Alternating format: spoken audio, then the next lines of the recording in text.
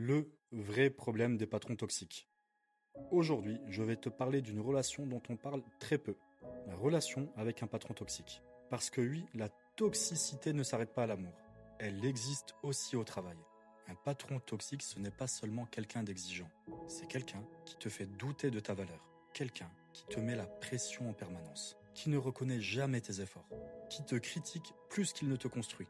Et petit à petit, quelque chose se passe. Tu commences à perdre confiance en toi.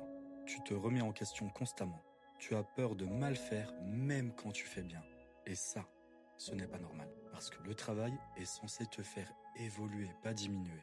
Mais le vrai problème est encore plus profond. Pourquoi certaines personnes restent dans ce type d'environnement des mois, voire parfois des années? Il y a souvent une peur derrière. La peur de perdre la sécurité, la peur de ne pas retrouver ailleurs, la peur de ne pas être assez capable. Et parfois, inconsciemment, ça réactive des schémas déjà connus. Des personnes qui ont grandi en cherchant la validation se retrouvent à nouveau à essayer de prouver leur valeur.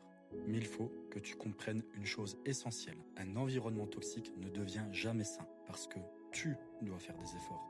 Tu peux travailler plus, tu peux t'investir davantage, tu peux donner encore plus. Si la base est toxique, le résultat restera le même. Alors, pose-toi cette question. Est-ce que cet environnement te fait grandir ou il t'éteint petit à petit? Parce qu'au final, il faut se rappeler de ça.